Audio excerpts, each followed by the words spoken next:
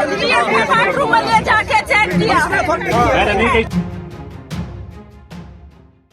नमस्कार, आदाब, सत श्री अकाल, जय भीम, जोहार। मेरा नाम है नवीन कुमार। डबल इंजन की सरकार में महिलाओं के सम्मान में जो किया गया है उसे सुनकर हर भारतीय की नजरें शर्म से झुक जाएंगी। महिलाओं के कपड़े उतरवाकर उनके सैनिटरी पैड चेक किए गए हैं कि सच में पीरियड आया है या नहीं। आपको अजीब लग रहा होगा, मन एक उबकाई से भर गया होगा कि सरकार का कोई सिस्टम हमारी महिलाओं को लेकर इतना घटिया, इतना बेरहम और इतना टुच्चा कैसे हो सकता है। लेकिन हो सकता है। डबल इंजन की सरकार में कुछ भी हो सकता है। आप यकीन करें या ना करें, लेकिन यह खबर 16 आने सच है कि हरियाणा में एक विश्वविद्यालय में काम करने वाली 4 महिला कर्मचारियों से पीरियड का सबूत मांगा गया। इतना ही नहीं, उनके कपड़े उतरवाकर सैनिटरी पैड की फोटो भी खिंचवा कर देखी गई और यह आदेश देने वाला था उनका सुपरवाइजर। यह सारा कुछ सिर्फ इसलिए कि उसे इत्मीनान करना था महिलाओं की सचमुच में माहवारी शुरू हुई है या नहीं। अब आइए समझते हैं एक एक पॉइंट क्या था। पूरी कहानी विस्तार से देखिए। यह 26 अक्टूबर की बात है। हरियाणा के राज्यपाल असीम कुमार घोष 3 दिन के दौरे पर रोहतक पहुंचने वाले थे। इस दौरे में उनका महर्षि दयानंद यूनिवर्सिटी रोहतक में भी कार्यक्रम था। इसे लेकर कई दिनों से यूनिवर्सिटी की साफ सफाई चाक चौबंद की जा रही थी। जिस दिन राज्यपाल असीम कुमार घोष का एमडीयू में दौरा था, कुछ महिला सफाई कर्मी थोड़ी देर से यूनिवर्सिटी पहुंची। कारण पूछा तो महिलाओं ने इसे टालना चाहा, लेकिन सुपरवाइजर विनोद कुमार और वितेंद्र कुमार ने उन्हें घेर लिया और कहा कि कारण तो बताना पड़ेगा। इस पर भी पहले महिलाएं इधर उधर की बातें करती रहीं, लेकिन जब सुपरवाइजर अड़ा रहा तो उन्होंने बताया कि उन्हें महिलाओं वाली बात हुई है, वो नहीं बताना चाहती, इसी वजह से उन्हें आने में थोड़ी देर हो गई।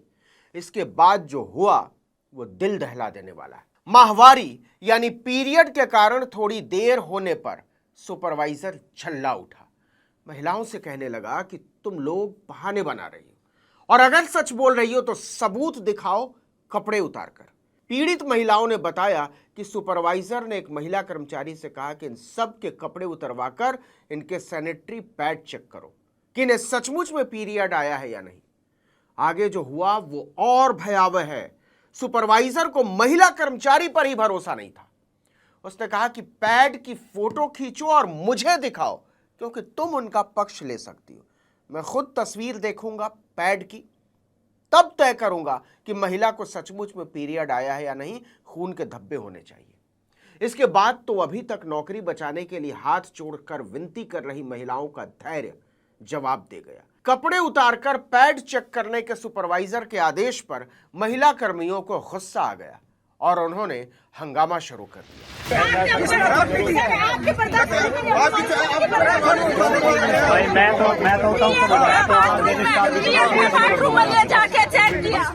देखते ही देखते यह घटना पूरी यूनिवर्सिटी में तेजी से फैलती चली गई। एमडीयू में महिला सफाई कर्मचारियों के साथ सुपरवाइजर के इस व्यवहार की जब छात्र संगठनों को जानकारी हुई तो वो भी जमा होने लगे और हंगामा शुरू कर दिया। महिला कर्मियों और छात्रों ने सुपरवाइजर विनोद और वितेंद्र का कैंपस में ही जबरदस्त विरोध शुरू कर दिया। घेराव हो गया।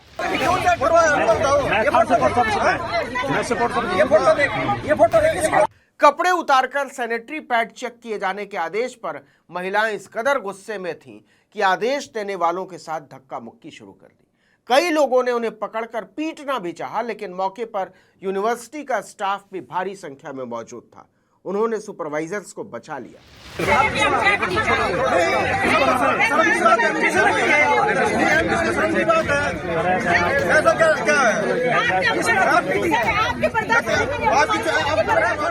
हंगामा इतना बढ़ गया कि एमडीयू के रजिस्ट्रार डॉक्टर कृष्ण कुमार गुप्ता और vice chancellor professor Rajveer Singh को खुद मौके पर पहुंचना पड़ा। देखते ही देखते बात पूरे रोहतक में और फिर पूरे हरियाणा में फैल गई। देश के दूसरे हिस्सों में फजीहत शुरू हुई तो राज्य की डबल इंजन की सरकार और यूनिवर्सिटी प्रशासन को होश आया। राज्य महिला आयोग तक बात पहुंच गई।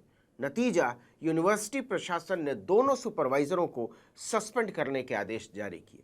इसके बाद पुलिस पहुंची और सुपरवाइजरों को अपने साथ लेकर चली गई। निलंबन के दौरान दोनों सुपरवाइजर रोहतक में ही रहेंगे और बिना अनुमति के शहर नहीं छोड़ सकते। अब सुनिए कि इस मामले में कार्रवाई क्या क्या और कैसे कैसे हुई है। यूनिवर्सिटी प्रशासन ने केमिस्ट्री विभाग की अध्यक्ष डॉक्टर सपना गर्ग की अध्यक्षता में यौन उत्पीड़न जांच कमेटी बनाई है। यह कमेटी 4 दिनों में मामले की जांच करके रिपोर्ट देगी। उसके आधार पर आरोपियों के खिलाफ कार्रवाई की जाएगी। वहीं पीजीआई थाना प्रभारी रोशन लाल ने बताया कि एमडीयू कुल सचिव की ओर से शिकायत मिली है। इसमें एफआईआर के लिए लिखा गया है, लेकिन यूनिवर्सिटी की इंटरनल कमेटी भी जांच कर रही है और जांच रिपोर्ट आने के बाद ही एफआईआर दर्ज की जाएगी। घटना के बाद सफाई कर्मचारी आयोग के चेयरमैन कृष्ण कुमार और रोहतक मेयर राम अवतार वाल्मीकि भी पीड़ित महिलाओं से मिलने पहुंचे। इस दौरान महिलाओं ने उन्हें अपनी आप बीती सुनाई। आयोग के सामने पीड़ित महिलाओं ने बताया कि सुपरवाइजर ने एक अन्य महिला कर्मचारी की मदद से उनके अंतःवस्त्र उतरवाए और सैनिटरी पैड की जांच करवाई कि खून के धब्बे लगे हैं या नहीं।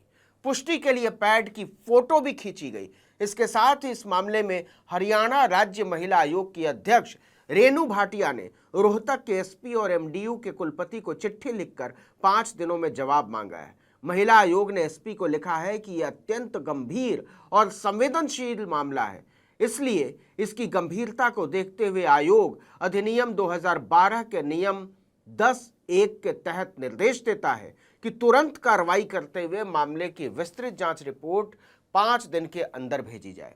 अब देखना होगा कि दोनों सुपरवाइजरों को बचाया जाता है या फिर उनके किए की सजा मिलती है। लेकिन सवाल सजा और कार्रवाई का नहीं है, वो तो पुलिस प्रशासन और कोर्ट का काम है, वो हो ही जाएगा। मूल सवाल है महिलाओं को लेकर ऐसी गंदी मानसिकता का।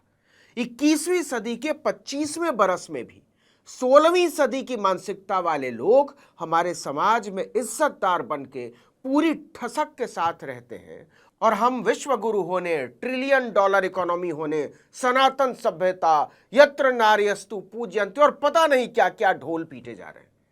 लेकिन असलियत क्या है? असलियत यह है कि अगर महिलाएं पीरियड की वजह से, माहवारी की वजह से कुछ देर से काम पर पहुंचती हैं तो आप उनके कपड़े उतरवाकर पैड चेक करते हैं, फोटो खींचने की जालिम मानसिकता के साथ सरकार के सिस्टम में घुस कर बैठे हो। इस घटना से केवल 15 दिन पहले 9 अक्टूबर 2025 को कर्नाटक कैबिनेट ने मासिक धर्म अवकाश नीति 2025 को मंजूरी दी है। इसके तहत राज्य के सरकारी और निजी क्षेत्रों जैसे IT firms, garment industry, multinational कंपनियों आदि में काम करने वाली सभी महिलाओं को हर महीने 1 दिन का सवेतन अवकाश मिलेगा। यह साल में कुल 12 दिन की छुट्टी होगी, जिसे महिलाएं एक साथ या अलग अलग ले सकती हैं। यह क्यों करना पड़ा?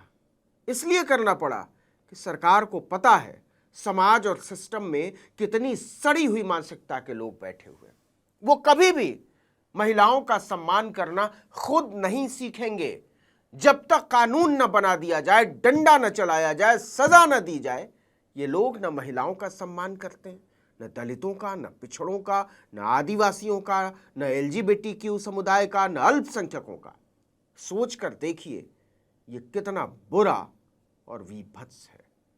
इस वीडियो में इतना ही, लेकिन अगर आपने आर्टिकल 19 इंडिया को अब तक सब्सक्राइब नहीं किया है तो फौरन कर दीजिए, बेल आइकॉन दबाइए, घंटी जैसी आकृति लाइक कीजिए और कमेंट करके बताइए हमारा वीडियो आपको कैसा लगा। हमारा ट्विटर हैंडल है article19_India और मेरा ट्विटर हैंडल है नवीन जर्नलिस्ट। नमस्कार।